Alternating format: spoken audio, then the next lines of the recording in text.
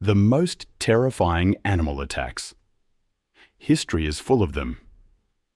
But how do you even begin to find the details, the moments that truly capture the horror?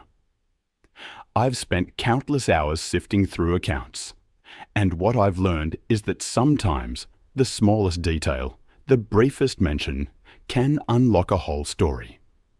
And that's what I want to share with you tonight.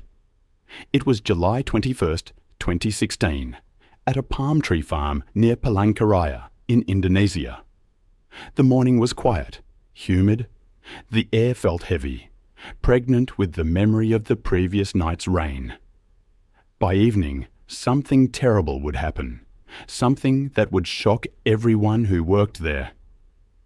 Reggie Peters, 32 years old, came from Britain. He worked as a farm advisor, helping to improve the water systems crucial for growing palm trees. People knew him as a quiet man, good at his job.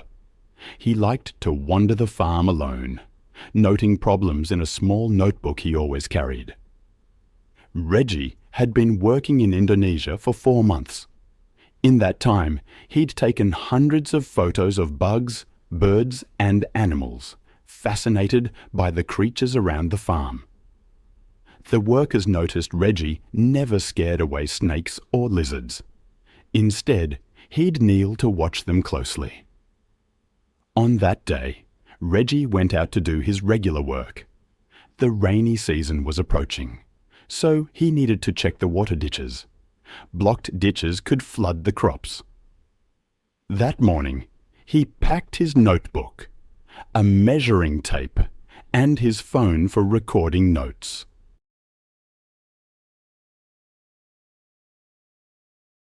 Around noon, 2 workers, Amir and Luthi, saw Reggie near a muddy ditch. He was kneeling, writing. They joked with him about the huge snakes that local people claimed to see near the water channels. Reggie laughed, saying he'd love to see one of these big snakes up close. The workers later said he didn't seem worried by their warnings at all. He seemed to think their concerns were just old wives' tales, not reality. The palm farm was huge, stretching for miles. Rows of palm trees were separated by narrow water channels. The ground was soft and muddy from the recent rain, making some areas slippery. Small flying insects, dragonflies, hovered over the water, and mosquitoes filled the air. The only sounds were distant chainsaws and the low croaking of frogs from the ditches. The heat made everything feel still, heavy. Large snakes called reticulated pythons live in this area. They're among the largest snakes in the world, growing longer than 20 feet and weighing over 200 pounds. They hunt by hiding near water, waiting for animals like pigs or dogs to come close. Sometimes they even attack people, though it doesn't happen often in this part of Indonesia. But the snakes have moved closer to where people work because their natural homes have been destroyed. Local people knew to stay away from these snakes, some carrying long knives for protection when working near water. By late afternoon, Reggie still hadn't returned to the camp.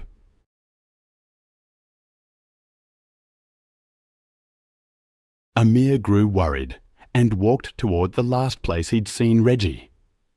The farm was almost silent except for the constant buzzing of insects. Then Amir saw something that made him freeze with fear. One of Reggie's boots was stuck in the mud near the water channel. A few feet away, an enormous python lay coiled. The snake's middle section was hugely swollen, as if it had eaten a very large animal. Amir stood completely still, then started shouting for Luffy and the other workers. Within minutes, 5 men were watching the snake as it slowly moved toward the bushes. The swollen middle part dragged heavily on the ground, leaving a deep track in the mud. The workers grabbed sticks and long poles, trying to poke at the snake from a distance. The python hissed loudly, opening its mouth wide to reveal curved teeth. It coiled up to defend itself. The snake was massive, about 15 feet long. None of the workers dared get close. The farm supervisor arrived and immediately called the local police. While they waited, the men watched the snake carefully. At one point, the swollen belly seemed to shift slightly, as if something inside was moving. The video that surfaced of the python's belly being cut open. I still can't shake the image. Mud and fluid mixing, and then the discovery of Reggie's body, curled up, covered in slime, his clothes soaked and torn. It's a scene I keep returning to in my mind.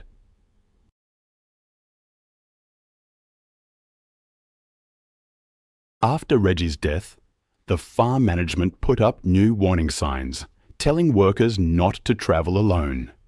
His cabin was cleaned out, and his belongings shipped home.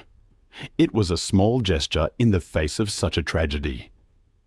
Then, halfway across the world, on March 15th, 2014, in Ranthambore National Park in Rajasthan, India, something else was unfolding. The air was cool after a hot day. Inside a canvas tent, 2 travellers were sleeping, unaware that a snake had quietly crawled under the tent entrance. One of those travellers was Clare Johnson, a 26-year-old graphic designer from Melbourne, Australia. She had quit her job to travel around Asia for a year, a trip she'd been saving for over 2 years.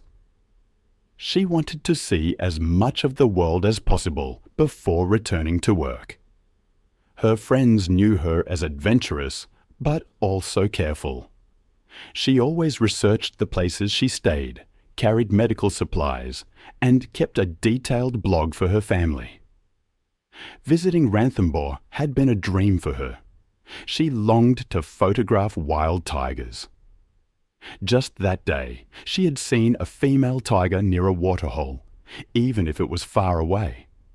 She was staying at a cheap eco-camp outside the park gates, sharing a tent with Lara, a German student she had met on the train from Jaipur. The camp was basic but clean, with tents that had zippers and were built on raised wooden platforms. Claire was meticulous about keeping their tent organized.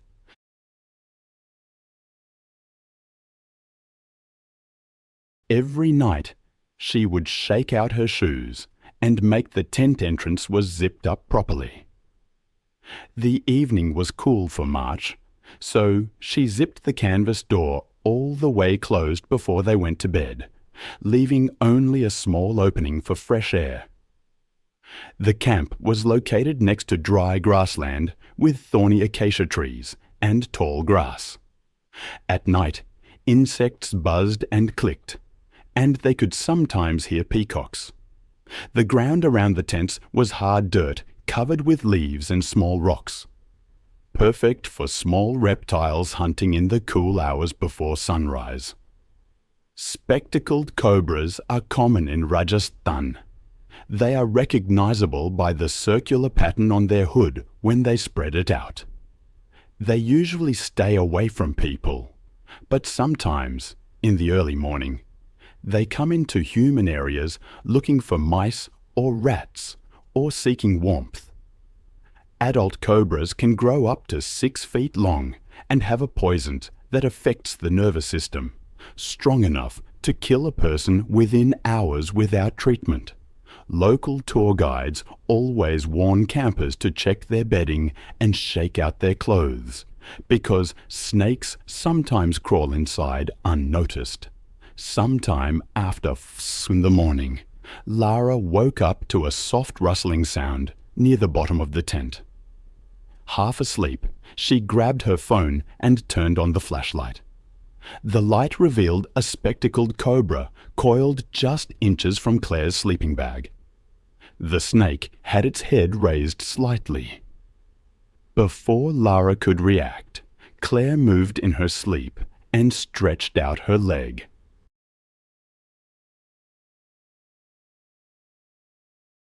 Her bare ankle touched the snake's body.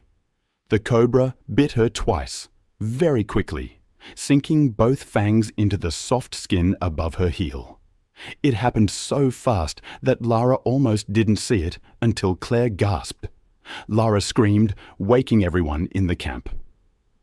Claire sat up and grabbed her ankle, where two small holes from the snake's teeth were visible. Camp workers ran to their tent with flashlights. They saw the snake crawl out of the tent. Claire's breathing became fast and shallow, and her eyes looked strange and glassy. When she tried to stand, her legs gave way. Her voice was very quiet when she said her legs felt like jelly before she fell back down onto her sleeping mat. The camp didn't have any anti-venom. The staff put Claire in a jeep to drive her to the hospital.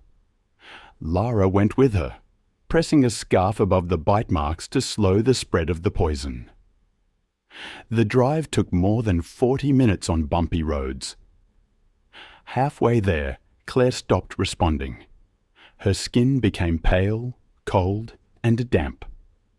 When they reached the rural clinic, the medical staff said there was nothing they could do. I've seen firsthand how quickly a dream trip can turn into a nightmare. I remember reading about a young German backpacker named Lara. She was travelling through Australia, eager to experience the outback. But one night, she was bitten by a venomous snake inside her tent. Later that day, Lara's parents were contacted through the Australian Embassy.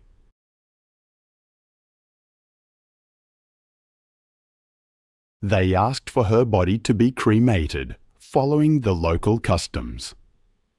The camp management decided not to close down their business, but they hired a local snake expert who started giving weekly talks to new guests. These talks taught people how to check their tents properly and where to keep lights on at night to avoid problems with snakes. Lara eventually went back to Germany, but she later wrote a detailed story about what happened on a travel website. Her story warned other backpackers to always check their tents, bedding and shoes when staying in areas where snakes might be present. This post was shared quietly for years as a serious reminder to travelers who thought sleeping close to nature was romantic without understanding the real dangers. This incident shows how important it is for travelers to take safety precautions seriously when staying in wilderness areas. Even experienced and careful travelers can face unexpected dangers when wild animals and humans share the same spaces. The tragedy serves as a reminder that proper preparation and awareness can be life-saving when traveling in remote natural areas. It was September 9th, 2015, in a small lime orchard outside a rural town near Veracruz, Mexico. Jorge Cruz was 42 years old and had worked in this lime orchard his whole life. He got up before sunrise every day to check the water systems, cut tree branches, and teach his oldest son how to tell if the fruit was healthy or sick.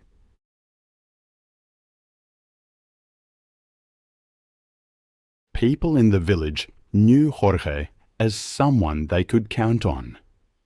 He was the type of person who would fix broken carts for his neighbors and lend them tools without expecting anything back. Jorge had a habit from when he was a child. He liked to work without shoes.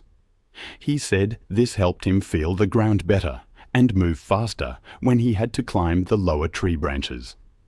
The afternoon was very hot, and the air felt heavy. The sun beat down on the leaves so hard that nothing seemed to move. This orchard had belonged to the same family for many years.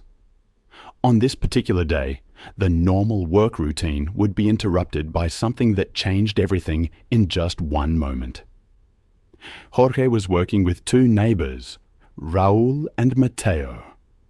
They were picking limes on the far side of the grove, where workers had made a pile of cut tree branches after cleaning the area recently. The three men were making jokes about how hot it was as they moved between the low tree branches, putting bunches of limes into bags. Jorge was wearing his wide hat pushed back on his head and an old faded shirt. He reached for a low branch and shifted his weight to pull the fruit closer to him. The ground in the orchard was hard dirt, covered with cut leaves and thin roots. The pile of cut branches provided cool shade for mice, rats, and small reptiles. There was a patch of wild plants that marked the edge of the orchard, and the low tree tops made long shadows that moved across the ground.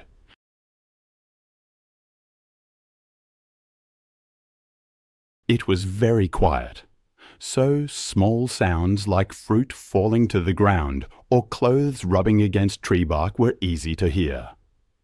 The men were focused on their work and conversation, not paying attention to potential dangers around them.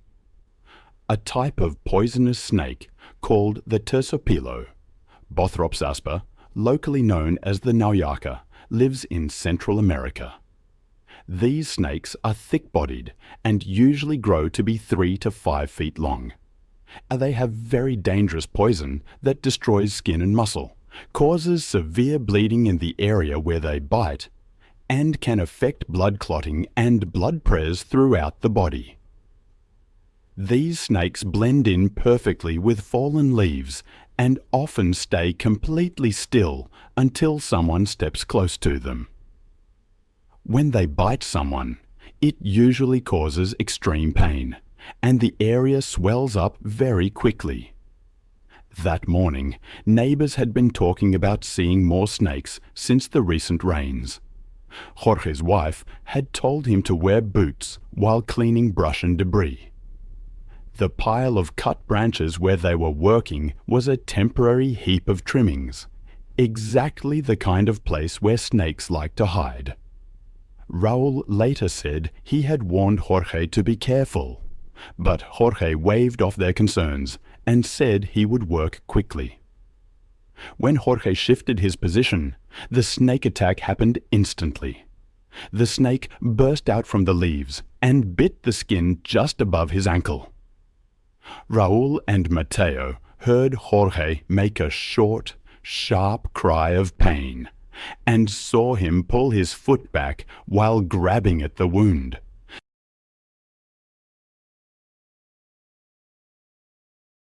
Before the other men could react, the snake bit him a second time. Dark blood spotted the dirt where his foot had been. The pain hit Jorge immediately and was very severe. He bent over double and dropped the fruit he was holding. Within just a few minutes, his lower leg began to swell, and the skin started to look bruised and discolored.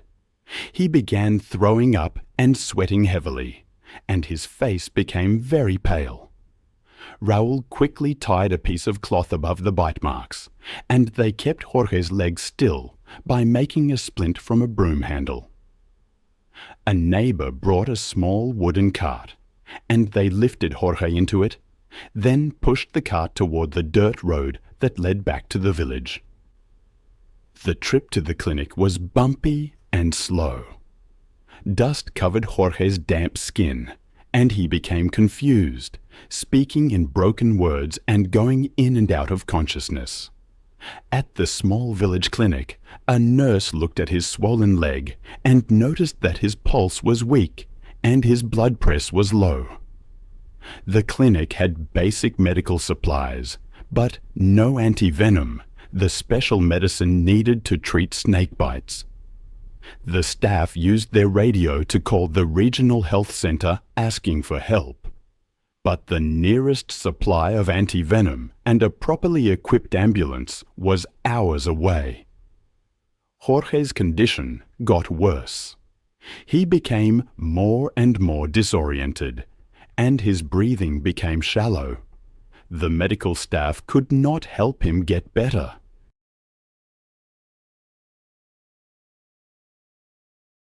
By evening, Jorge had died at the clinic despite their efforts to stop the bleeding and help him breathe.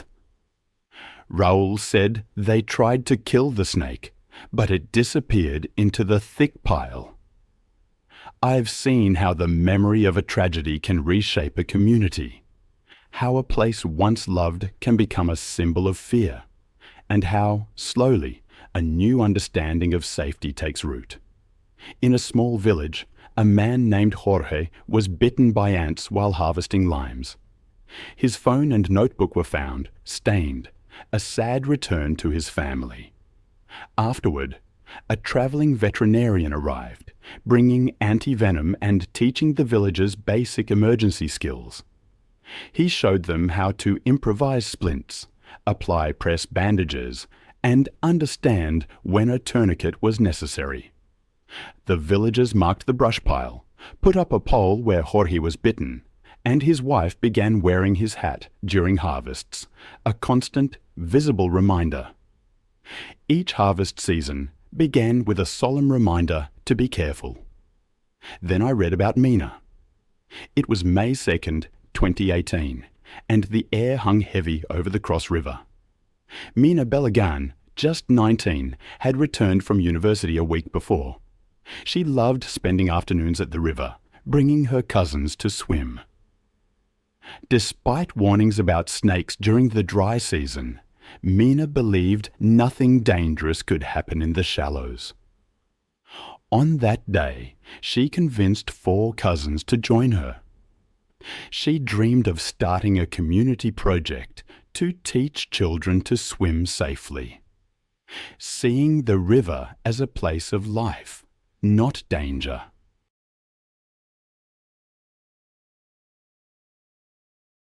There are moments I find myself reflecting on, and they often revolve around the fragility of life, the intersection of expertise and unforeseen circumstances. One such moment involves a man named Sammy, a seasoned snake handler. He was someone who knew his craft, someone steady and experienced. Yet, even with all his knowledge, tragedy struck. Sammy taught new volunteers, preferring hands-on experience to lectures, believing it could reduce danger. The locals trusted him because he was careful, correcting mistakes without making a fuss. But this year, the festival was bigger, the schedule tighter. Sammy had been moving between snake pits all morning, answering questions, spending hours in the sun. He skipped breakfast to keep things running smoothly and felt weary, attributing it to the heat. His colleagues urged him to rest and drink water, but he kept working. When asked to do one more demonstration that afternoon, he agreed, seeing it as his duty. The roundup used shallow pits surrounded by temporary barriers, with a raised platform for the announcer and chairs for the audience. The air smelled of fried food, car exhaust, and dust. Shade cloths and water containers were nearby, but the layout was cramped, exposing volunteers to the sun. Spectators leaned against the fence, phones recording every move. The design prioritized visibility, reducing space for handlers, and limiting opportunities to cool down.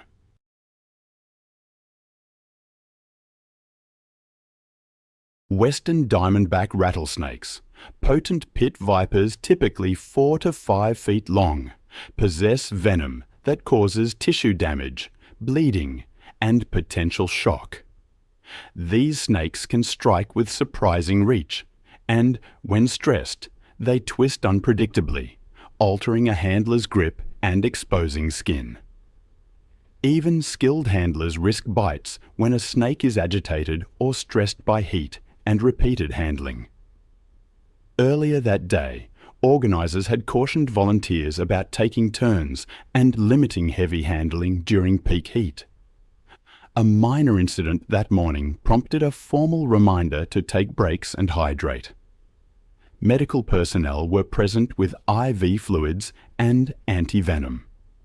Sammy acknowledged the instructions, but the crowd and busy schedule drew him back.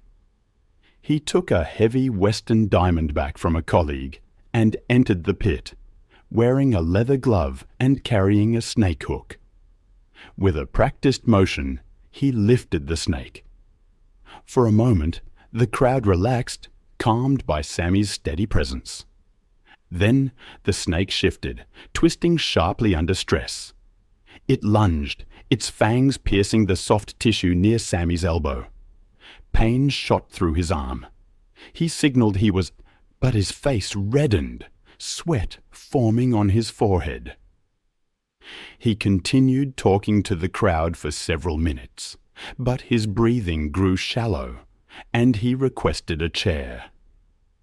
The bite area swelled rapidly, discoloration spreading down his forearm.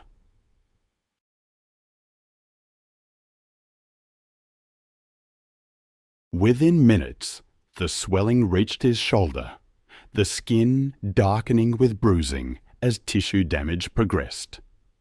Volunteers moved him to the first aid tent once he could no longer stand. Paramedics applied prayers to slow the venom's spread, started IV fluids, and administered the first anti-venom vials. His breathing became shallow, his skin cold and blotched with bruising. Despite rapid treatment, his blood pressure plummeted, his pulse fading. Witnesses later recalled the frantic efforts to keep him conscious, as medics called for an airlift that never arrived in time. In the aftermath, friends and fellow handlers organized training sessions, inviting regional medics to review emergency procedures and practice drills. A younger relative began helping at the pits, prioritizing breaks and hydration over showmanship. The festival board documented the incident, creating a checklist for demonstrations, maximum handling time, required breaks, and a rapid evacuation plan to the nearest ambulance access point. It's a stark reminder that even experience isn't a foolproof shield against the unexpected. And thinking about that reminds me of another story, one that unfolded far away in the rainforests of Cameroon. There are moments I find myself returning to, trying to understand the precise point where things went wrong, where tragedy became inevitable. The case of Erica, in Cameroon, is one of those.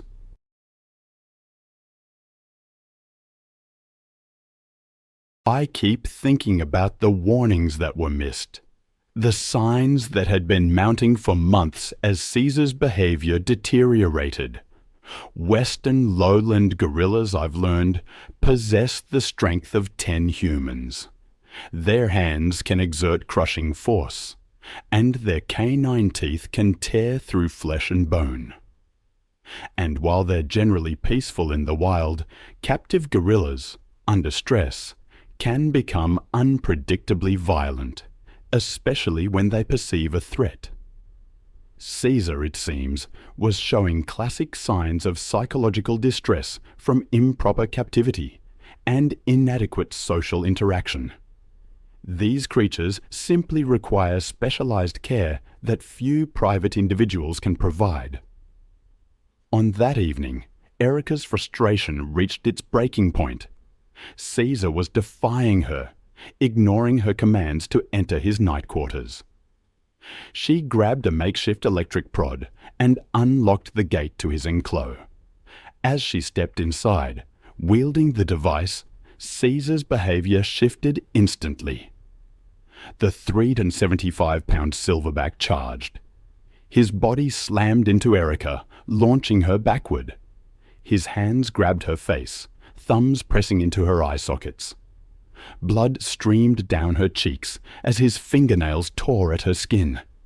Caesar's jaws clamped down on her left ear, severing it completely. Her screams echoed. The gorilla grabbed her right hand, crushing 3 fingers. He lifted her body and shook her violently.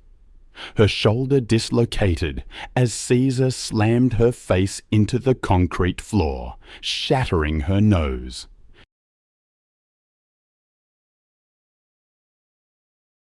He twisted her leg, snapping her femur. Caesar positioned himself over Erica and brought both fists down on her rib cage. 6 ribs cracked, puncturing both lungs. Her breathing became shallow. For his final attack, Caesar grabbed Erica's head and squeezed. Her skull cracked, and her body went limp. The silverback then sat calmly beside the lifeless body for the next 4 hours, occasionally grooming blood from his hands. Local villagers discovered the scene the following morning. Cameroonian authorities launched an investigation, and wildlife officials worked to relocate Caesar to the Lima Wildlife Centre. The incident sparked debate about foreign nationals operating illegal wildlife facilities.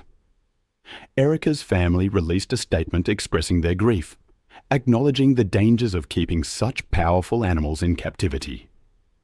Now, let's turn our attention to July 22nd, 2017, along the banks of Idaho's Salmon River. The Price family was on their annual camping adventure. But this trip was different.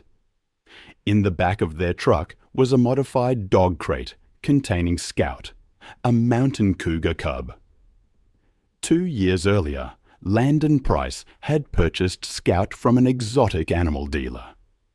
He believed his experience with domestic animals would translate to raising a wild predator. He kept the growing cougar in a shed, telling neighbors it was just a large dog. Sarah, his wife, grew uncomfortable, especially after the children complained that the animal's eyes looked mean.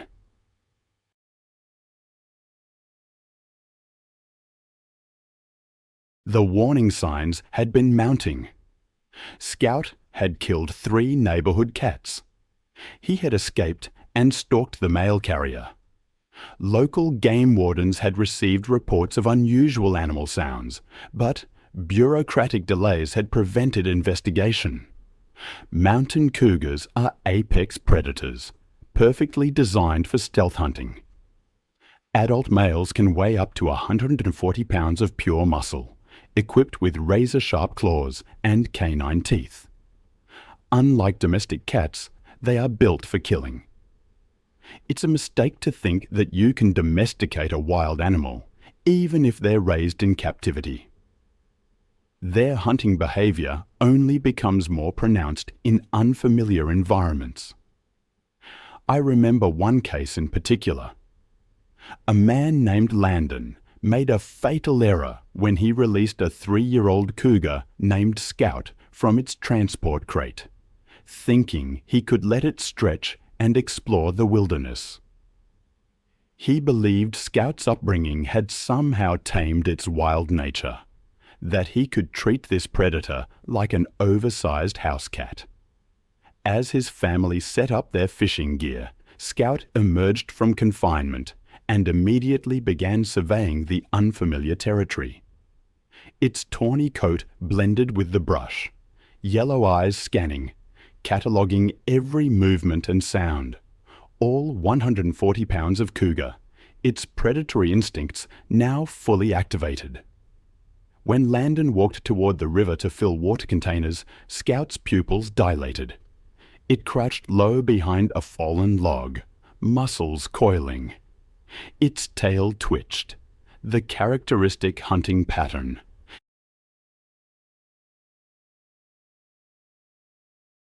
It calculated distance and timing with deadly precision.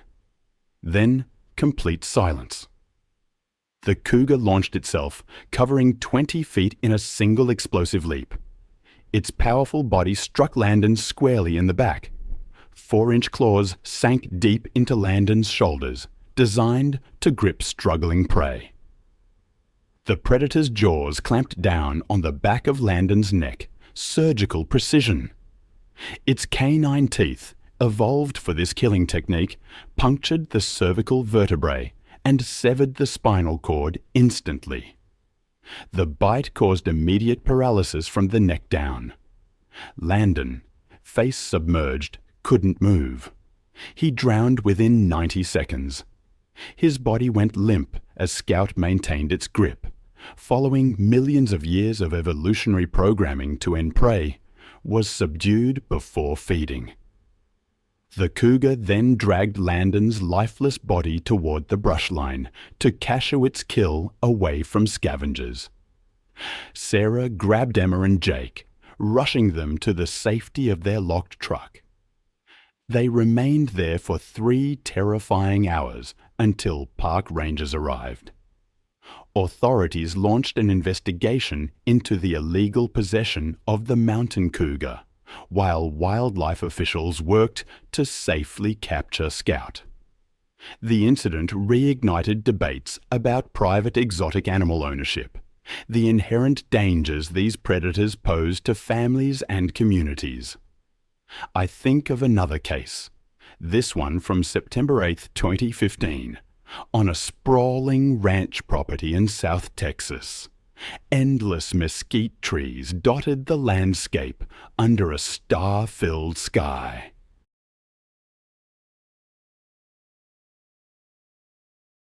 The remote 50-acre estate sat miles from the nearest neighbour, providing isolation for Marcus Ellison's dangerous hobby. The 41-year-old oil rig worker had converted an old barn into a makeshift big cat facility, complete with reinforced enclosures and feeding areas.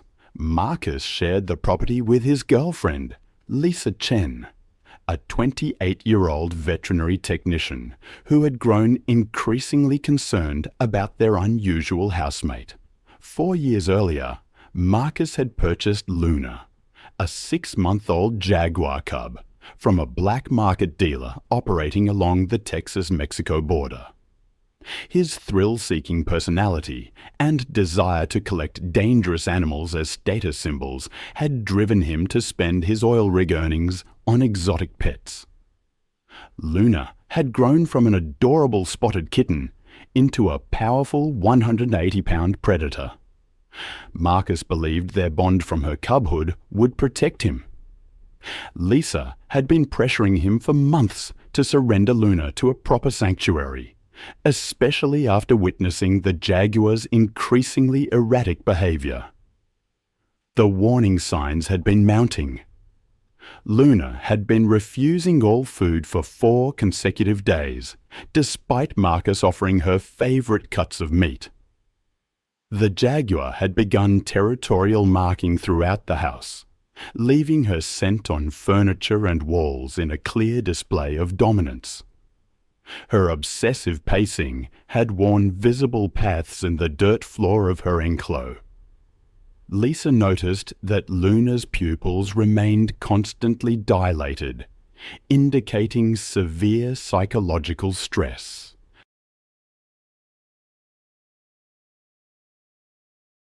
Neighbors living miles away reported hearing strange vocalizations echoing across the countryside during the night hours. Jaguars are the 3rd largest big cats and possess the strongest bite force of any feline species, capable of crushing turtle shells and caiman skulls. These apex predators are killing machines with muscular bodies built for explosive power and jaws that can exert over 1,500 pounds of pres per square inch. Unlike other big cats that typically suffocate their prey, jaguars deliver precise killing bites directly through the skull or spine, making them efficient predators. Even hand-raised jaguars retain all their wild instincts and can become unpredictably aggressive when stressed or challenged. Marcus made his fatal mistake when he decided to enter Luna's enclosure without backup or safety equipment. Concerned about her 4-day food refusal, he believed their years-long bond would allow him to safely investigate her condition.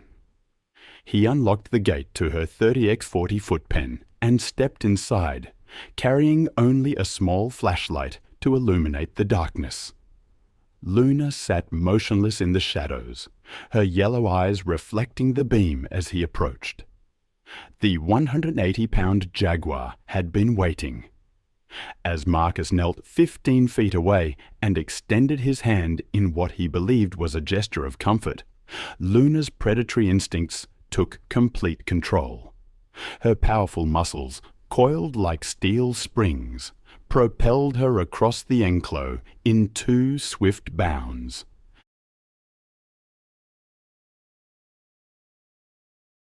Luna's attack was swift and devastatingly precise.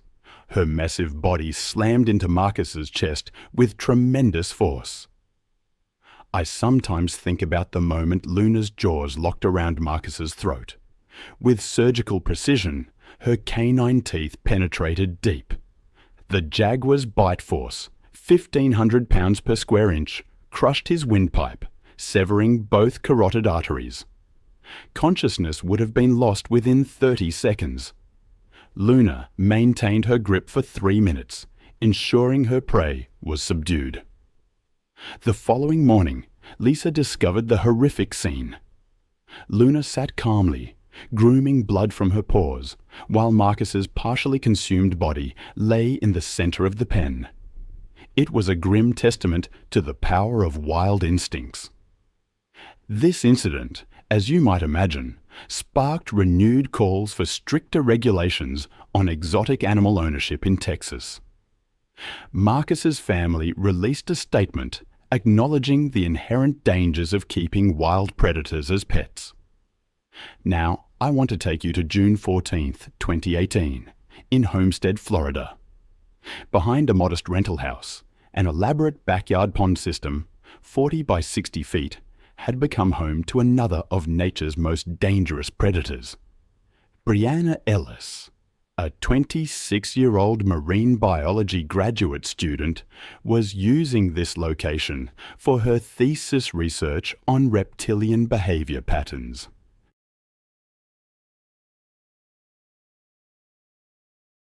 She shared the property with her friends Kevin Torres, a 27-year-old photographer documenting her work, and Amanda Walsh, a 25-year-old social media influencer who had rented the house specifically for its unique backyard feature. 2 years earlier, Brianna had rescued Brutus, a 9-foot American alligator, from a failing roadside attraction. She believed she could safely study Brutus while providing him proper care. Her landlord remained completely unaware that a 350-pound apex predator was living in his backyard pond. The warning signs had been escalating dramatically. Brutus had become increasingly aggressive during feeding times, lunging at the pond's edge. Despite her friends' protests, Brianna had continued hand-feeding the massive reptile, believing her scientific understanding gave her an advantage. Neighbors had been complaining about strange splashing sounds, and Brutus had been floating motionless for hours, displaying classic hunting behavior. American alligators are among the most efficient predators on Earth, virtually unchanged for millions of years. Adult males can reach lengths of 14 feet and weights exceeding 800 pounds, with jaws capable of exerting nearly 3,000 pounds of pres per square inch. Their bite force is strong enough to crush a bowling ball, and their signature death roll technique can dismember prey within seconds. Brianna made her fatal mistake as the Florida sun began setting.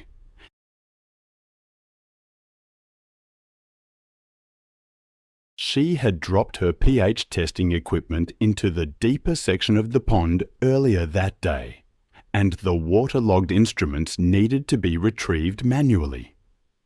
Despite Kevin's suggestions to use a pool net, Brianna insisted on entering the water herself. This decision proved catastrophic, as dusk represents the most active hunting period for alligators. As Brianna waded into the pond, the water reaching her thighs, Brutus began his approach with the stealth that had made his species apex predators for millions of years. The 350-pound alligator moved through the water with incredible precision, his massive body creating no visible wake as he closed the distance. Brianna bent down to retrieve her submerged equipment, unaware that Brutus had positioned himself just 6 feet away.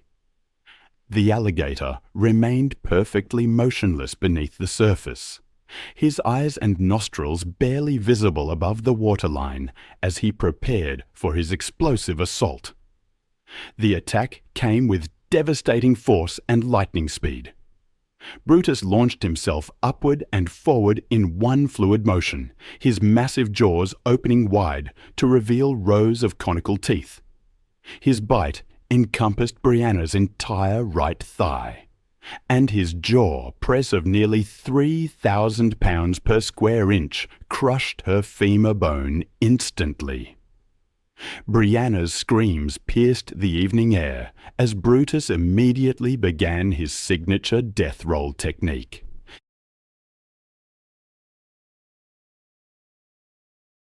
The powerful alligator spun his body rapidly, using his muscular tail for propulsion, creating a whirlpool of churning water and blood.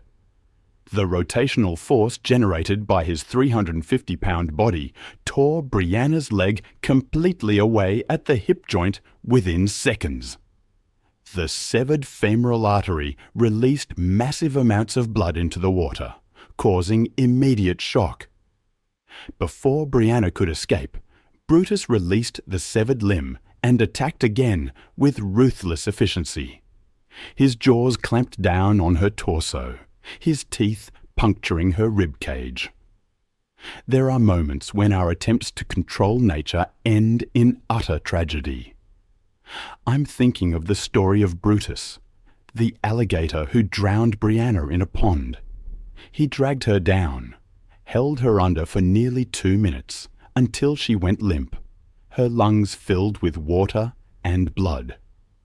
What followed was a desperate recovery attempt and a comprehensive investigation into how such a dangerous reptile came to be there in the first place. But there's another case, one that unfolded in the remote wilderness of the Adirondack Mountains. It happened on October 3rd, 2016, a place where towering evergreens meet grey autumn skies. 15 miles from the nearest neighbour, a weathered log cabin sat nestled deep within the forest. Sean shared his remote sanctuary with Kodiak, an 8-year-old American black bear weighing 400 pounds. He'd illegally acquired the animal as an injured cub 3 years prior, claiming to rescue it from certain death in the wild.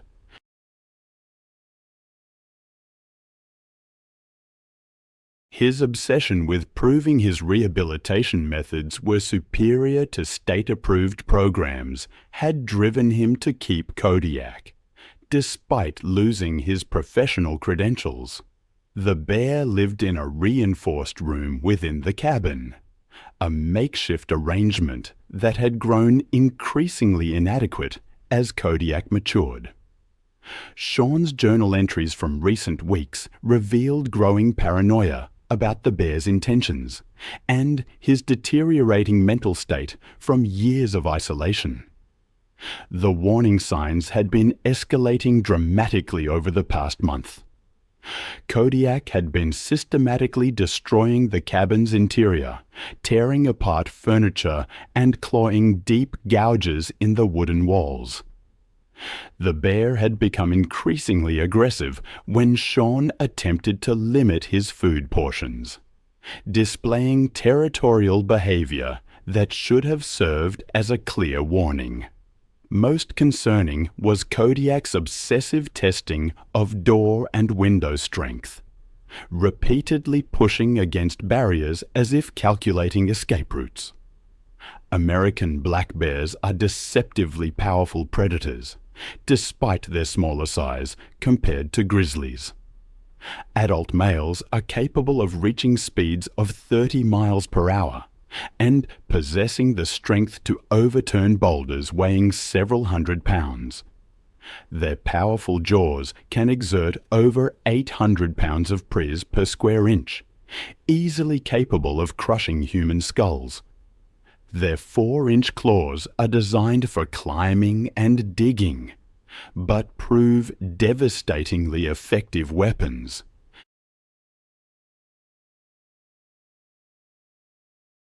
Black bears are naturally nocturnal creatures, most active during twilight and nighttime hours when their predatory instincts are heightened. Sean made his fatal mistake at 2:30 in the morning, when he decided to enter Kodiak's reinforced room to retrieve his damaged laptop and camera equipment. The bear appeared to be sleeping peacefully in the corner of the 15 or 20 foot space, his massive form barely visible in the darkness. Sean desperately needed to recover his electronics before they were completely destroyed by the bear's ongoing rampage. He stepped quietly into the room carrying only a small flashlight, believing Kodiak was in deep sleep. What Sean failed to realize was that Kodiak had been awake for hours, waiting with the patience that made black bears such effective predators. The bear's naturally nocturnal behavior meant his senses were at peak alertness during these early morning hours, and captivity had made him increasingly territorial about his confined space. The 400-pound black bear moved with surprising speed and agility. Kodiak rose to his full height of 7 feet and charged across the room in 3 powerful strides. Sean had no time to react as the bear's enormous frame filled his vision.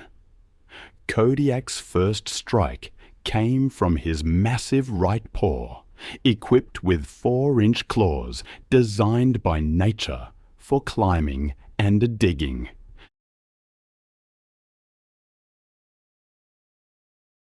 The blow struck Sean squarely in the chest with tremendous force, his claws raking 4 parallel gashes across his rib cage that penetrated deep into muscle and bone.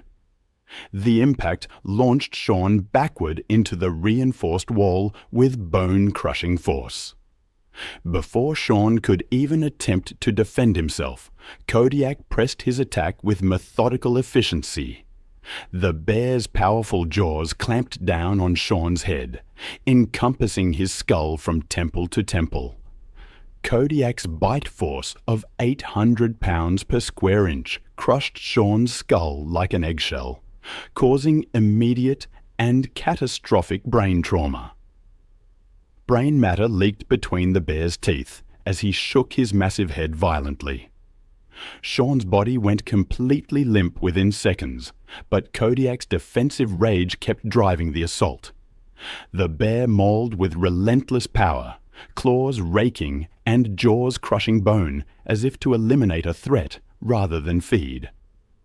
In his fury, Kodiak tore into Sean's torso, ribs splintering under the press, leaving a scene of raw devastation born not of hunger, but of instinctive dominance and fear.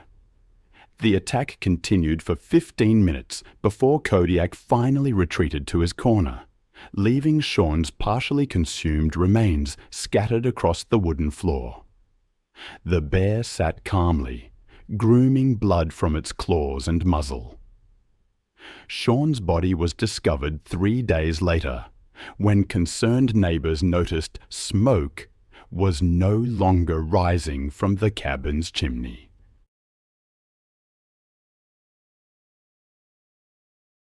Local authorities launched an I'll never forget reading about the Bengal tiger named Raja. It was kept in a chain-link enclosure behind a small ranch-style house just outside of Houston. The owner, a mechanic named Michael Torres, believed he had earned Raja's trust. He thought the animal would never hurt him. But one overcast afternoon, everything changed.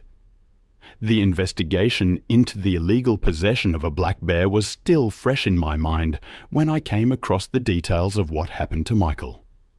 It was March 22nd, 2015. The air was thick with humidity, and inside that enclosure, Raja paced back and forth, his tail flicking. Michael, a 41-year-old mechanic, usually preferred the company of engines to people. Since his divorce, he'd filled his time fixing cars and collecting animals. It started small, with ball pythons and iguanas, then a serval, and finally Raja, a 6-year-old Bengal tiger he'd gotten from a private breeder near San Antonio. He kept Raja in a large, reinforced enclosure. Neighbors would sometimes see him walking beside the tiger on a chain lead, talking to it like a friend. He was convinced Raja recognized his scent, his tone, and that the animal would never hurt him. When asked why he took such a risk, he'd simply say it was about trust, about earning respect through calm handling, not fear. On that particular afternoon, a friend named Luis Alvarez stopped by to borrow a wrench. He watched as Michael carried tools toward the cage.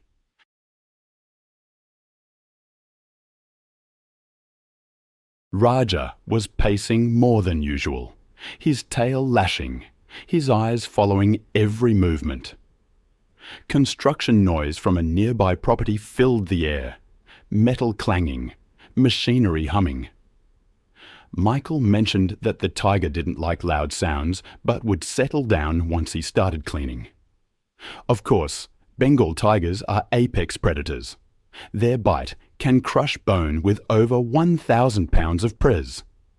Even those raised from cubs retain their hunting instincts, stalking, ambushing, using sudden bursts of force. Male tigers can weigh over 400 pounds and strike with enough power to shatter ribs, and they rarely give warning growls. Often, movement alone is the trigger. Luis stood about 20 yards away, leaning against the fence, as Michael opened the inner gate.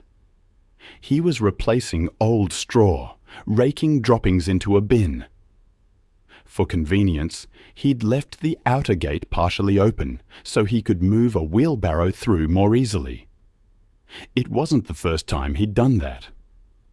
Luis later said that as Michael worked, Raja continued pacing, his muscles tensing with each pass along the fence. Michael glanced up once, muttered something, and then bent again to lift a shovel.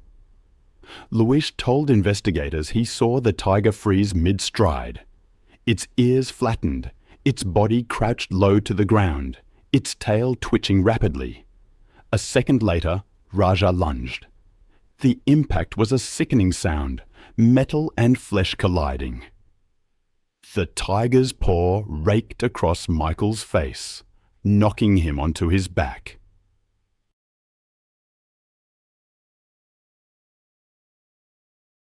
He screamed, clutching his jaw, trying to crawl toward the gate.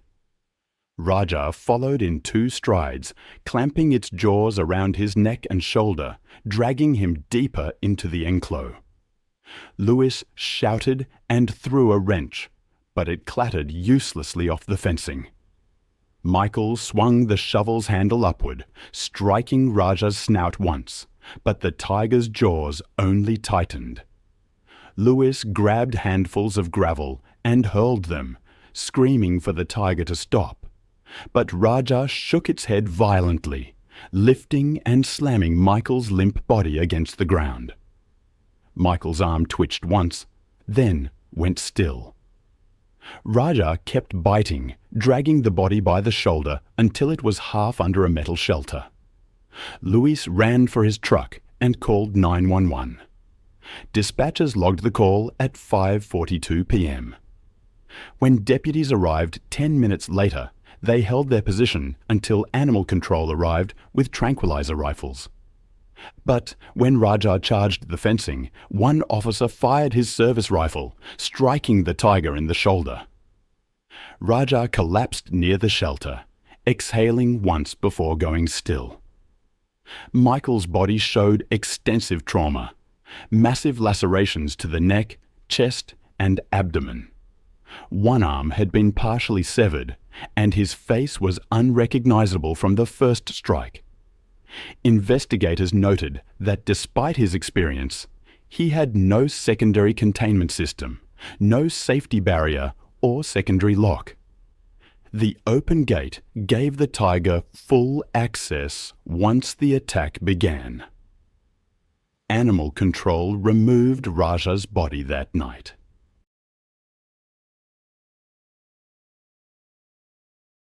Michael's sister handled the arrangements quietly, declining interviews. Fewer than 20 people attended his funeral.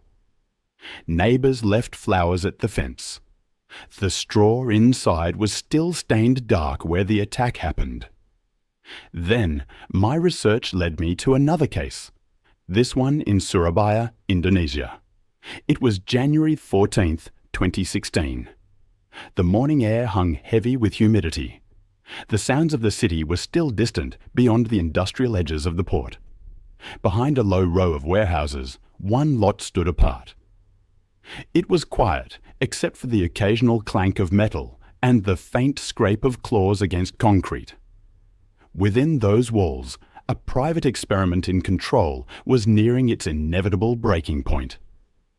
Ahmad Ferdos, 34, was an auto parts importer who had built a modest business supplying components to repair shops across East Java. To most who knew him, he was patient and meticulous, the kind of man who stayed late to sort invoices or fix a broken compressor himself. But his fascination with exotic animals was no secret. Years earlier, during a trip to Flores, he had been captivated by the Komodo dragon, its slow, deliberate movements, the quiet dominance in its stare. When an acquaintance from the wildlife trade offered him a hatchling, Ahmad accepted, paying in cash and never telling his family. Over the next 2 years, the reptile grew from a curious pet into a formidable presence. The pen Ahmad built behind his warehouse was solid, thick steel mesh reinforced with concrete.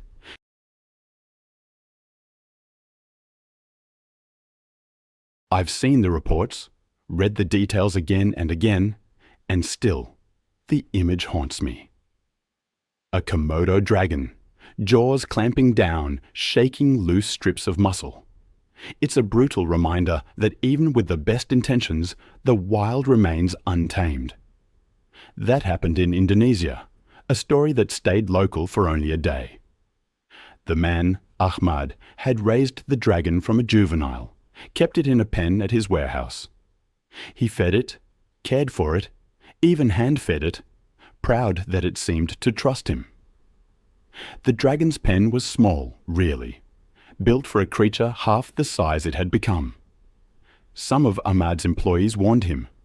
One worker, Yudi Santoso, said the animal was no longer tame. Ahmad just smiled, said it knew him. That Thursday morning was still and overcast, diesel fumes hanging in the air.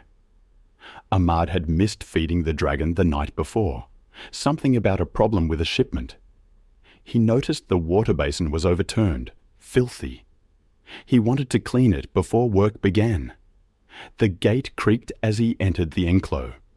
The dragon was in the far corner, motionless. Komodo dragons can grow up to 10 feet long, their bite strong enough to crush bone.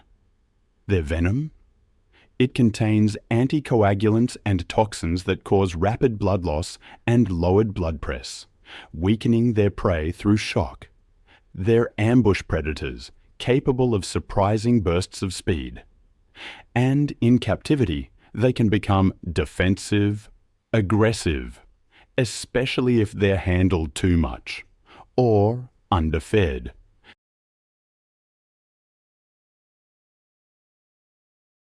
Yudi was working in the front of the warehouse when he heard a clang, a thud, then a sharp cry. He dropped his clipboard and ran toward the back, rounding the corner just as Ahmad fell. The dragon had latched onto Ahmad's right calf, teeth sunk deep. Blood stained the concrete. Ahmad kicked with his free leg, yelling for Yudi to get help. The dragon released, head jerking back, then lunged again, jaws clamping down on Ahmad's forearm. Ahmad tried to pull away, but the animal twisted its head, shaking loose strips of muscle. Yudi grabbed a metal pole, swung hard, striking the dragon's side. It turned, mouth gaping, tongue flicking, tail whipping. Saliva dripped from its jaws. Ahmad tried to crawl backward, leaving a thick smear of blood. The dragon lunged once more, catching his side just below the ribs, jaws locked, teeth sinking deep. Ahmad's scream broke into a rasp. Yudi struck again and again, shouting, until the creature finally backed off. Ahmad slumped onto his back, eyes open, one hand pressed against the wound. The concrete beneath him gleamed dark red, the smell of iron thick in the air. Yudi ran to the gate, dragging a burlap sack from a shelf. He waved it near the dragon's face, distracting it. The animal lunged toward the sack, and Yudi managed to pull the gate shut, locking it. He turned to Ahmad. He was still. The blood loss had been catastrophic. By the time emergency responders arrived, Ahmad was gone.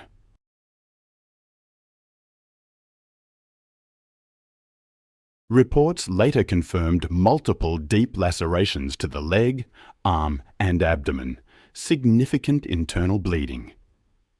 The cause of death? Massive exsanguination and traumatic shock from the venom's anticoagulant effects. Veterinarians examined the dragon. They said it had shown signs of food aggression, triggered when prey or a familiar handler moves suddenly during feeding. Police secured the warehouse, contacted Indonesia's Natural Resources Conservation Agency. The Komodo dragon, just under 7 feet long and weighing nearly 140 pounds, was sedated and transported to a wildlife rehabilitation center. Officials confirmed it came from Rinca Island, obtained through illegal trade. The story barely made the local papers. Neighbors remembered Ahmad as generous, the man who sponsored youth football games and gave bottled water to delivery drivers. But within the warehouse community, the story circulated quietly, a fragmented warning.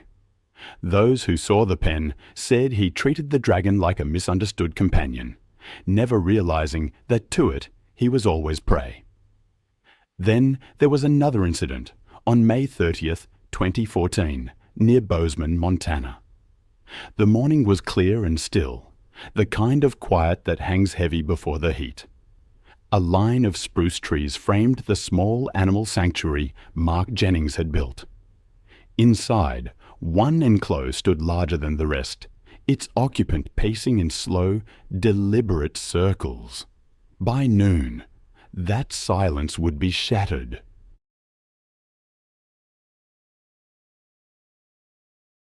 Mark Jennings was 49, a former wildlife handler for film productions. He'd left the industry in his 30s to start an educational sanctuary outside Bozeman. He ran school tours, wildlife demonstrations, rescue programs for injured raptors and foxes. His pride was a 1,000-pound brown bear named Bruno, raised from a cub after being orphaned during a legal hunt in Alaska. To Mark, Bruno represented proof that wild animals could bond with humans through trust, not fear. Bruno had been with him for nearly 12 years. He was intelligent, food-driven, and typically calm around people he knew. The enclos was spacious, with reinforced fencing, a pond, and a shaded feeding platform.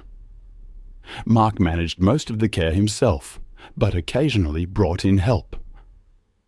Aaron Cole was one of those helpers, a licensed trainer who had worked with Bruno multiple times without issue. She followed protocols carefully, but admitted she always kept her distance during feeding. Mark trusted her completely, enough to call her one of the few people Bruno recognized. Brown bears of Kodiak lineage are among the largest terrestrial carnivores, capable of standing over 9 feet tall and delivering a bite force exceeding 200 pounds per square inch. While generally solitary and predictable in the wild, captivity can alter their tolerance thresholds. Even long-term handlers face risk if food, scent, or routine changes. During feeding, aggression can surface suddenly, triggered by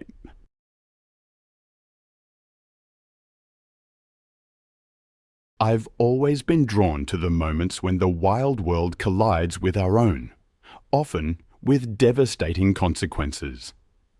I remember reading about a sanctuary nestled in rolling pastures bordered by pines.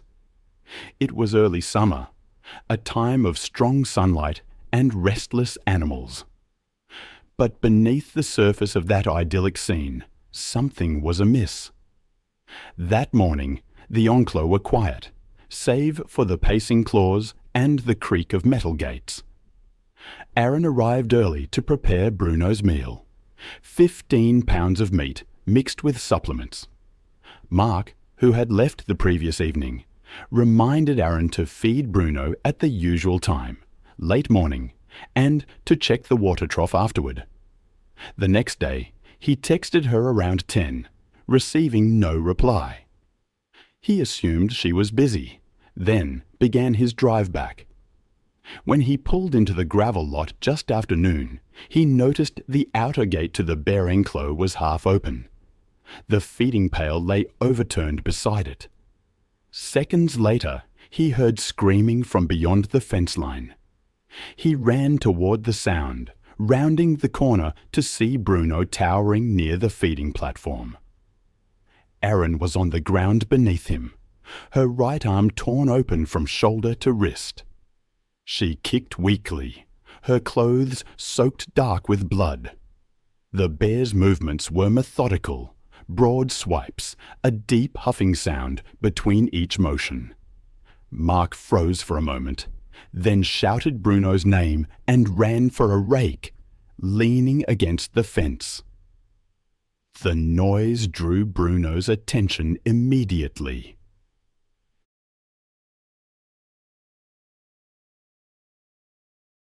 He turned, fur bristling, and lunged. The charge covered the distance in a second. The impact knocked Mark flat, the air leaving his lungs in a single sound. Bruno's paw struck his chest again, the claws sinking deep enough to tear through fabric and skin. Aaron saw Mark roll, trying to crawl back toward the sate, but the bear dropped onto him, pressing its full weight down. Bruno bit into Mark's left shoulder, shaking violently. The bear adjusted its grip, jaws closing on his neck.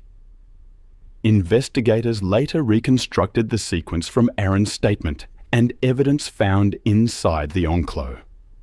The entire attack lasted under 30 seconds. Aaron dragged herself backward, her hand leaving red streaks along the concrete. She made it to the open gate, pushing herself through the dirt until she collapsed near the outer fence.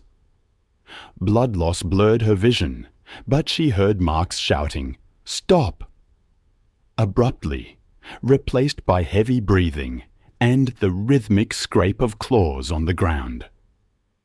Deputies arrived minutes later, responding to a 911 call placed by a neighbor who had heard the screams. They found Bruno standing over Mark's body, huffing and lowering his head as they approached. When an officer fired a warning shot, the bear reared back, roaring. The second volley hit him directly in the chest and shoulder. Bruno staggered, exhaled sharply. The medical report confirmed that Mark had died from blunt and penetrating trauma to the thorax and cervical region.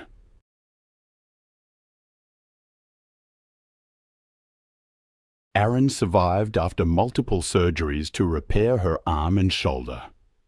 Investigators determined that the feeding gate had been improperly secured, allowing Bruno to push through before the pail was placed. Food aggression was cited as the cause, a sudden response to perceived competition over the meal. In the months following the attack, Aaron withdrew from animal work entirely. She sold her training equipment, moved to Missoula, and refused interviews. Friends said she became quiet, often waking from sleep at the faint sound of metal gates or animal breathing. She never returned to the sanctuary grounds. It was August 19, 2017, in the Limpopo province of South Africa. The air was heavy from the previous night's storm, the ground damp and the acacia trees still dripping. At Johan Boer's game lodge in the lion enclosure beyond the guest bungalows, the large male paced in slow, deliberate circles. By mid-morning, tourists had yet to arrive. Johan decided to tend to the animal himself, a routine he had done hundreds of times before, one that would end differently this time. Jan was 46, a former ranger who had turned his modest patch of bushland into a profitable wildlife lodge. Known for his confidence around big cats, he was comfortable where others were cautious. Over the years, he had cultivated an image of connection between man and predator. His prized attraction was Simba, a 7-year-old male lion raised at the lodge since cubhood.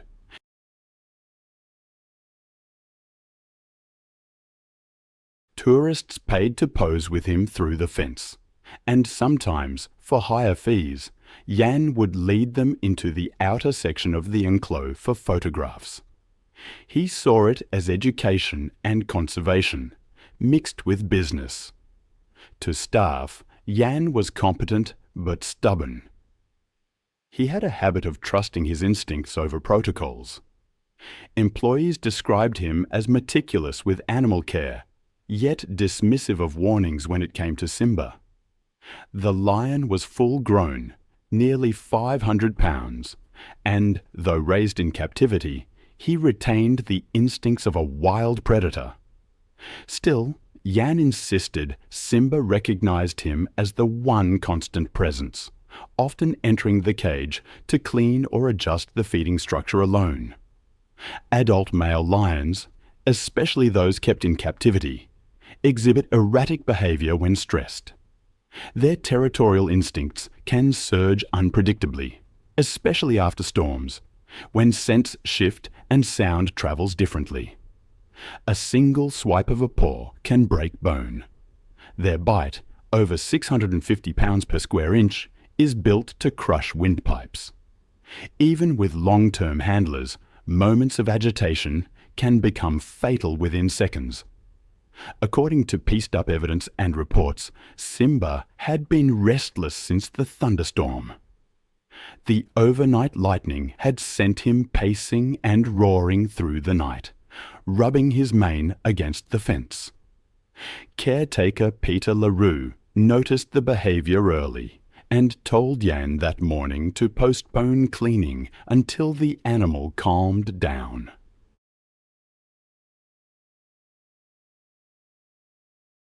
Jan brushed it off, saying the lion got anxious if ignored.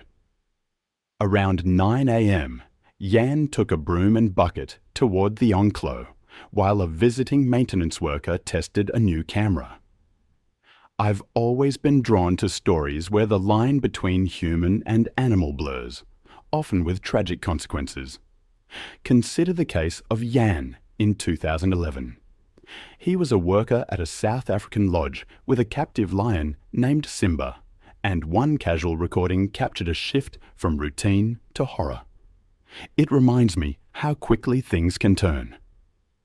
Jan approached the gate, seemingly without a worry. Simba, inside his enclosure, stopped pacing. His ears perked up, body low to the ground. Jan entered, closing the inner gate, but leaving the outer one ajar. As he began sweeping near the feeding platform, speaking softly, another worker filmed, perhaps drawn in by Jan's calmness. For a few moments, nothing seemed amiss. But then Simba began to circle, his tail flicking sharply. According to the video and later interviews, Simba's behavior shifted suddenly. He lowered his head, crouched, and then lunged. The impact knocked Jan forward onto the dirt, his broom falling away. Simba's jaws clamped around Jan's shoulder, driving him down. Jan yelled and pushed against the lion's muzzle with his free arm, but Simba shifted his grip, his teeth sinking into the back of Jan's neck. The sound of deep growling drowned out Jan's cries.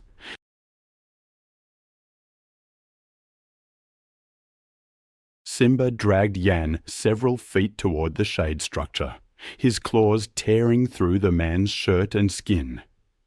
Jan tried rolling onto his back, kicking at the lion's chest, but Simba's weight crushed his ribs. The broom handle snapped as he tried to wedge it between them.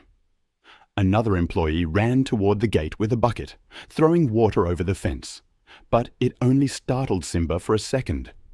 Jan's voice faltered into short, gurgled gasps. Simba then lunged again, biting into his throat. It was efficient, final. The lion's jaws stayed locked as Jan's body went limp. The growls faded into rhythmic breathing. One worker ran to the control hut, slamming the gate alarm to signal an animal emergency. The other, still holding the camera, didn't move for nearly 30 seconds. Rangers arrived within minutes, tranquilizer rifles ready. They found Simba standing over Jan's body. When the lion turned toward them, shoulders low and tail flicking, they fired 2 darts into his flank. Simba flinched, growled, and backed several steps before collapsing beside Jan. Once Simba was confirmed sedated, the team pulled Jan's body free using a canvas stretcher. His clothing was torn and soaked with blood. The autopsy revealed crushing trauma to the neck and severe blood loss. Bite movements and tissue analysis confirmed a single sustained attack consistent with defensive predation rather than aggression.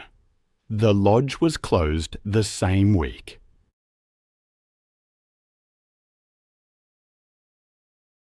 Simba was euthanized humanely after sedation, and his remains were sent to a veterinary pathology lab for examination. Officials classified the incident as preventable, citing complacency and poor safety protocol. Jan's wife sold the property soon after, and the lion enclosure was sealed for good. But this wasn't the only instance of tragedy when humans and primates collide. It was October 6, 2013 in Mobile, Alabama.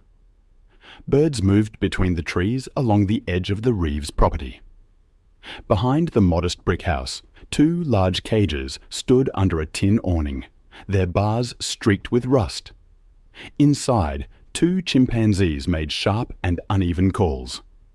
Within the hour, a small routine would turn into something violent and irreversible. Linda Reeves was 58, a retired lab technician who had worked most of her life at a local medical research facility.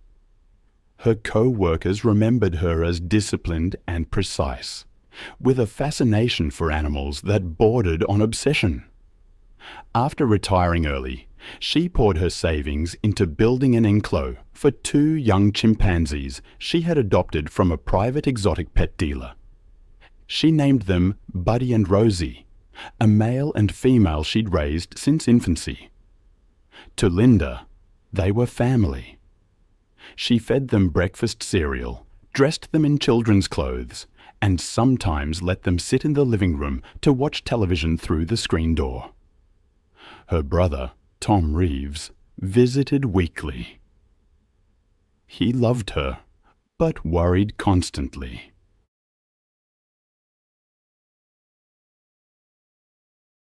The chimps, once under 70 pounds, had grown fast. Buddy now weighed over 130, his arms thick and muscular, while Rosie was nearing 100. Chimpanzees are strong beyond proportion, 5 times the upper body strength of an adult man.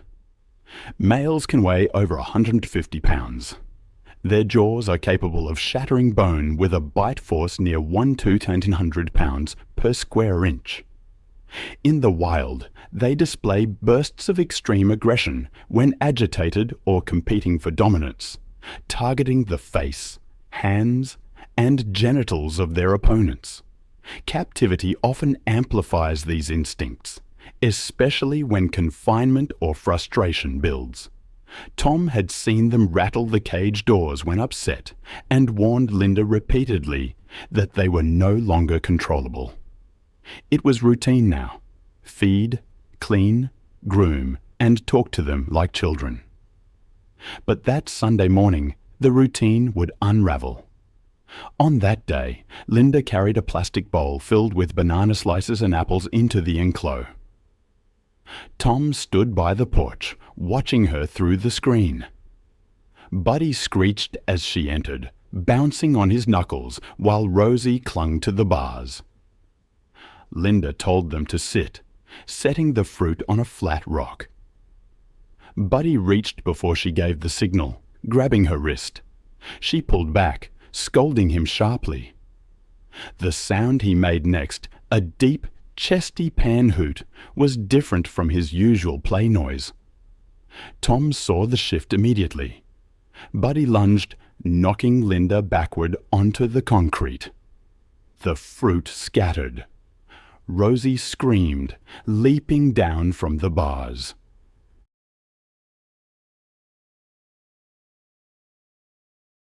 Linda's voice rose in short, panicked bursts as Buddy pinned her by the chest, one hand on her shoulder, the other tearing at her hair.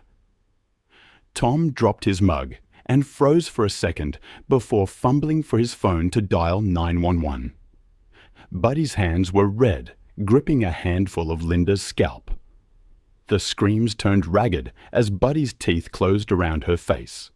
He bit through her cheek. Rosie joined, latching onto Linda's arm.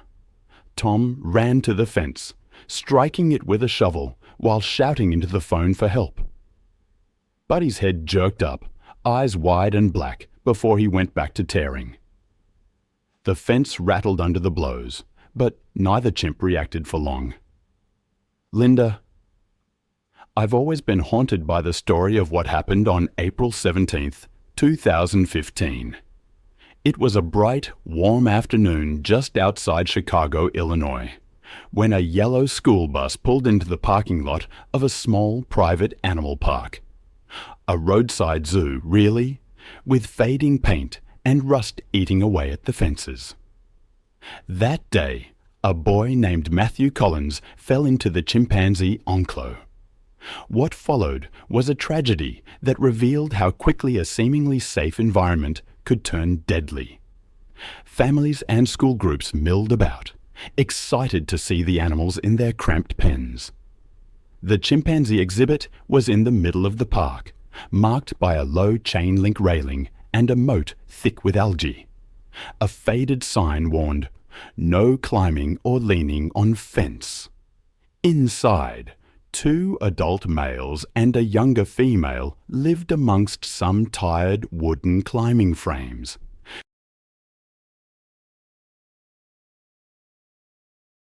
Matthew, a bright but impulsive 6th grader, was determined to get the best photos of the chimps. He climbed onto the lower rail for a better angle, ignoring his classmates' warnings. The railing was slick, his foot slipped, and he tumbled into the pit below. The enclos fell silent, save for the soft panting of the chimps. Then one of the males, an older broad-shouldered chimp named Bo, stood upright. He bristled, gave a sharp hoot, slapped the dirt, and moved toward Matthew. The younger male followed, puffing air through his lips. Chilling sounds, some would later say. Bo grabbed Matthew's shirt. Matthew screamed, trying to crawl back, but the chimp's grip was too strong. The first strike wasn't a feeding bite, but a dominance blow, a sharp smack to the head. Then came the bite, a hard clamp on the arm. The smaller male joined in, pulling and striking. A zookeeper heard the commotion and ran toward the enclos, grabbing a hose and spraying into the pit. The high-press water broke the chimp's focus, but only for seconds. Bo released Matthew, slapped the ground, and charged again, stopping just shy of the water. Keepers threw fruit and banged metal poles against the barrier, trying to distract them. Eventually, Bo let go of Matthew's shirt. But this wasn't an isolated incident. I remember reading about another horrific attack, this one involving a woman named Linda. She tried to crawl toward the gate, blood pooling beneath her.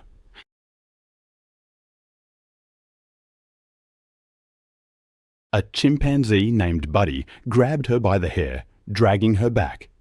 He bit her neck, slowly, deliberately.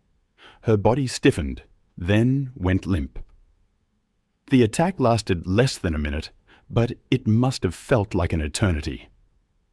By the time deputies arrived, the yard was silent. The chimps stood near the body, panting, blood on their hands and chests. Officers tried to use tranquilizers, but Buddy charged the fence. A deputy fired 2 rifle rounds, hitting him in the chest and neck. Both animals fell, their bodies twitching.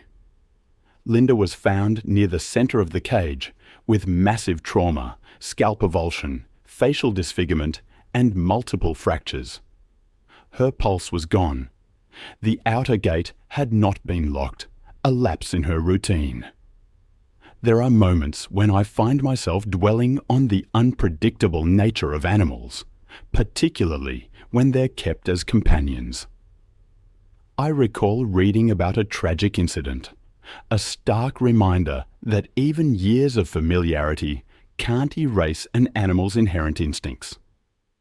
It happened on June 11th, 2014, in Stamford, Connecticut, in a seemingly ordinary house on Rockledge Drive. What lived inside that house made it different from every other home on the block. Belinda Holmes, a 57-year-old woman, lived there with Charlie, a male chimpanzee she'd raised since he was an infant. She'd ignored state laws banning private ownership of such animals, treating him like a child. For years, Charlie was a local spectacle, a point of fascination and, perhaps, unspoken concern.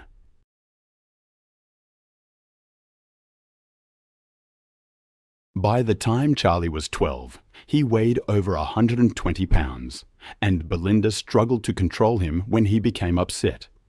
She insisted he was gentle, but there had been warning signs.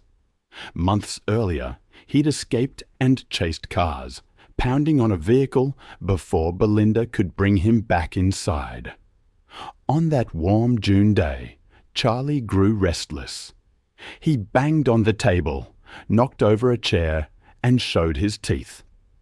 What happened next was swift and brutal.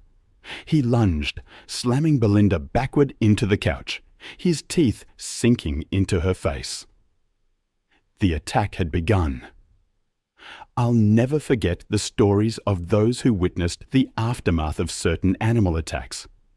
They told reporters the screams would stay with them forever. In one instance, a woman named Belinda survived, but her life changed completely.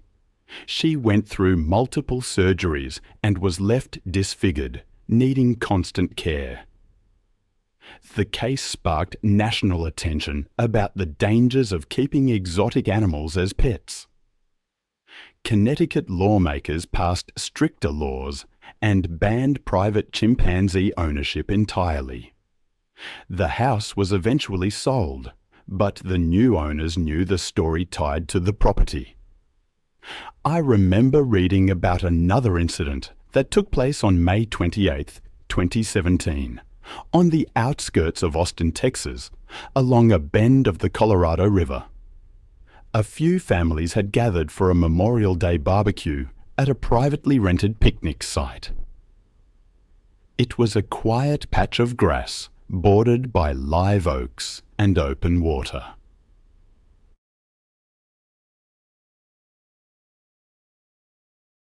Cars were parked along the dirt access road, and children played near the grills while adults unpacked food and folding chairs. The afternoon heat shimmered off the water near a cluster of tables by the riverbank. One guest had brought an animal most people only ever saw behind glass. The victim was 36-year-old Daniel Ortiz, a high school track coach who lived a few miles away. He ran the trail most weekends and met friends for cookouts when the weather was clear. Known for his steadiness, Daniel was the kind of person who brought extra water and sunscreen for anyone who forgot. That day, he had finished a 5-mile loop and stopped by the gathering after a friend texted him about the riverside barbecue. He noticed the small crowd near the tables and walked over out of curiosity. Daniel had reasons to feel comfortable around animals. He volunteered at a local shelter and had helped calm anxious dogs before adoption events. He kept a respectful distance, staying behind a low trash can and maintaining space. The chimp wore a harness, and the owner talked with onlookers while handing out small pieces of fruit. Daniel wanted one clear photo to show his students, proof of the strange thing he saw on a normal Sunday. He moved forward a few feet, holding his phone out and angling for a clean shot past the cluster of people. The scene was ordinary in every other way.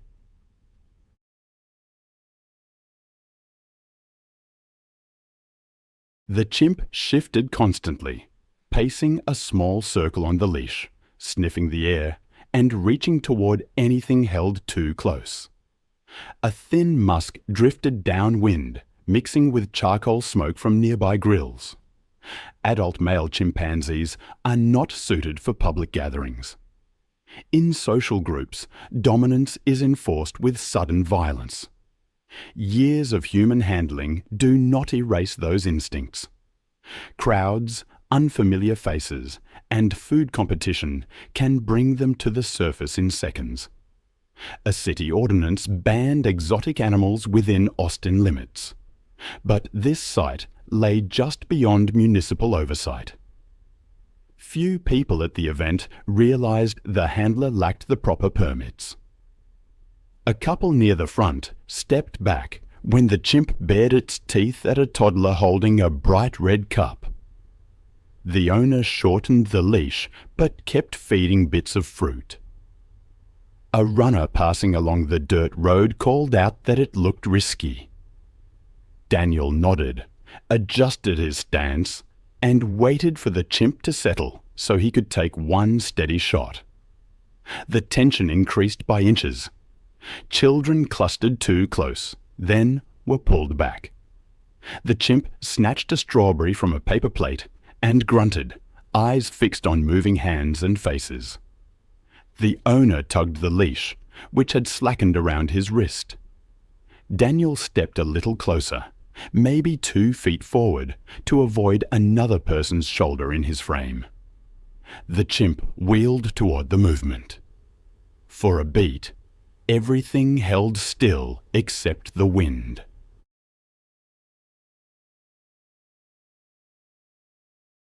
The lunge covered the gap in a blur of dark arms and bared teeth. The harness yanked tight, but not before the chimp's hand closed on Daniel's wrist. The phone flew from his grip, skidding across the dirt. The first bite hit his forearm just below the elbow, tearing skin and muscle. Daniel stumbled backward onto the edge of a blanket, trying to pull free. The chimp's grip did not loosen. A second bite tore into the back of his hand. Screams rose from the crowd. The chimp dragged Daniel down, weight pinning him on his side. Daniel tried to roll and get his feet under him, but the chimp climbed up his torso and hammered his shoulder with fists. The leash tangled with the owner's legs, causing him to fall. In the scramble, the leash slackened again. The chimp shifted higher, seized Daniel's head with both hands, and bit into his cheek. Blood pooled in the grass, soaking the corner of a blanket and streaking the chimp's face. Attempts to intervene failed in rapid succession. A man kicked at the chimp's hip, but the chimp swung one arm without looking and knocked him off balance. Another tried to shove the animal with a folding chair. The chimp ducked and landed another bite on Daniel's face. The sounds were distinct and awful. Wet impacts of fists, ragged breathing, high-pitched shrieks from the animal, and short grunts from Daniel every time teeth met bone. A woman dragged 2 children backward by their shirts as the owner crawled toward the leash, hands shaking.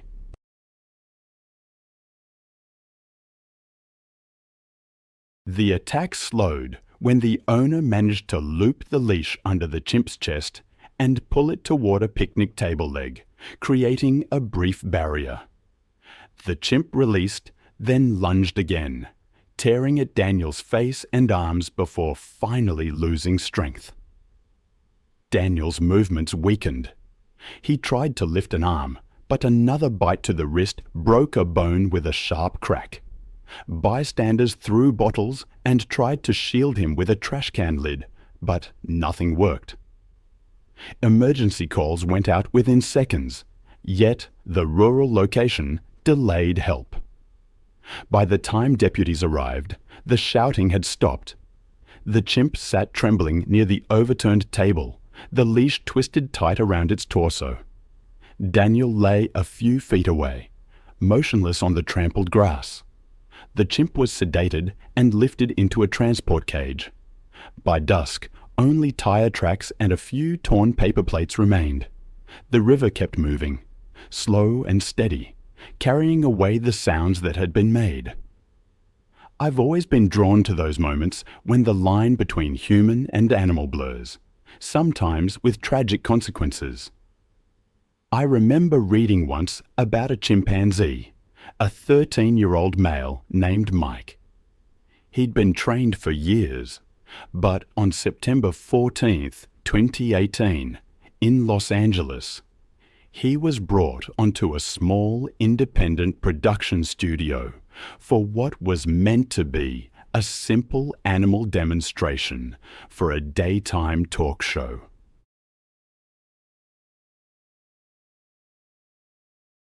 The morning sun streamed across the lot, illuminating the bustle of crew members setting up lighting and cameras around a staged living room. Kevin Harris, an experienced exotic animal trainer, had worked with Mike since he was a baby. But even Kevin knew that adulthood can change everything. The set was modest: a sofa, a coffee table, a painted backdrop. Mike, wearing only a light collar and leash, sat beside Kevin, shifting, tugging at the strap, scanning the unfamiliar faces. Before the cameras even rolled, the animal safety coordinator suggested delaying the segment. Mike was showing clear signs of stress, but the director insisted they proceed. The schedule was tight. Kevin re-asked everyone, offering Mike small pieces of banana to calm him. I've always been drawn to the edges, where the wild world brushes against our own. Sometimes that meeting is peaceful, a quiet exchange. Other times, it's a stark reminder of the power and unpredictability of nature. I remember one story, a particularly tragic incident in a forest I've studied for years, where a photographer named Martin sought a unique image, a chimpanzee against the backdrop of a mountain road. What he found, instead, was a brutal lesson in respect for boundaries. Martin had photographed gorillas and monkeys before, but his drive for unique images sometimes pushed him close to risk. He parked in a gravel turnout near a bend, slung his camera over his shoulder, and began walking along the shoulder.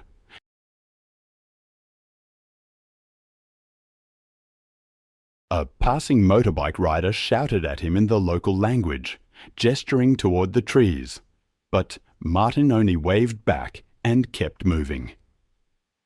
To him, the danger seemed less about animals and more about trucks speeding around blind corners. The highway cut sharply through green ridges, with walls of vegetation pressing close to the road.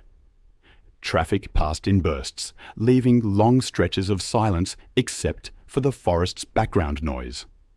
On one side, a red dirt slope rose nearly 20 feet with vines draping down. On the other hand, trees leaned low over a drop into dense undergrowth. It was along these margins that chimpanzees sometimes appeared, able to climb easily across embankments or descend into the ditches that lined the road. In their shrinking habitat, the edge of the asphalt became another boundary to patrol. When startled or challenged, aggression was their first response.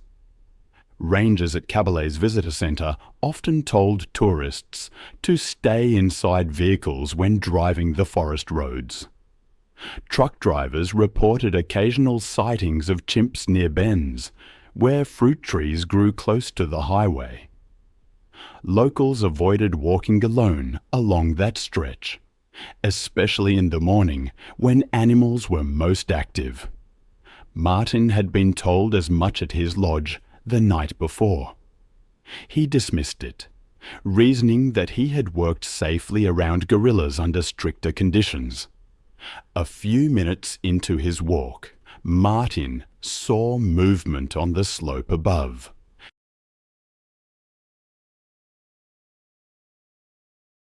A large male chimpanzee emerged from the vines, pausing at the edge of the slope. Behind him, two smaller chimps lingered in the plants. Martin raised his camera, crouching low at the shoulder for a clear angle. A truck roared past, startling the animals. The two younger chimps retreated into cover, but the male stood his ground, hooting sharply. Martin kept clicking, zooming in for a close shot. He stepped forward into the lane, unaware that the chimp had begun to climb down toward him. The descent took only seconds. The chimp dropped onto the asphalt with a heavy thud, closing the gap on all fours. Martin lowered the camera just as the animal charged, dark arms swinging with sudden speed. The first impact knocked him backward into the gravel, his camera skidding across the pavement. The chimp seized his left arm and dragged him toward the edge of the road. Martin tried to brace with his feet, but the strength difference was overwhelming. The first bite clamped onto his forearm, tearing skin and muscle. A passing motorbike braked, the rider shouting as he watched. Martin screamed and kicked, but the chimp straddled his chest and struck his head with fists. Another bite tore into his shoulder. Blood pooled quickly on the gravel shoulder, running into the ditch.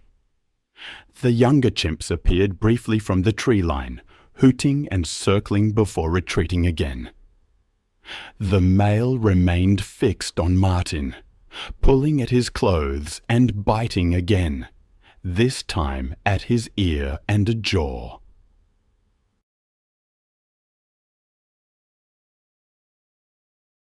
Witnesses tried to intervene. The motorbike rider threw stones from the roadside, but the chimp barely flinched. A truck slowed, horn blaring, startling the animal just long enough for Martin to roll weakly onto his side. The chimp dragged him back and sank its teeth into his thigh, shaking violently. The sounds were raw. The rasp of Martin's strained breathing, the chimp's screeches, the crunch of gravel as the struggle shifted back and forth. The assault lasted only a few minutes, though to the witnesses, it felt far longer before another vehicle stopped and locals rushed forward, shouting and waving sticks. The chimp released and retreated toward the slope, disappearing into the vines with blood on its face and hands. Martin lay motionless on the roadside, his clothes torn and soaked. Drivers flagged down a passing truck, and Martin was lifted onto the flatbed using a blanket. With no ambulance nearby, locals tried to keep press on his wounds. As the truck sped toward Fortel, he lost consciousness within minutes. By the time they reached the outskirts of town, he had no pulse. Doctors at the hospital confirmed he was dead on arrival. His camera bag held memory cards with his last images. The forest edge, the red dirt slope, and one blurred frame of the chimp stepping from the vines.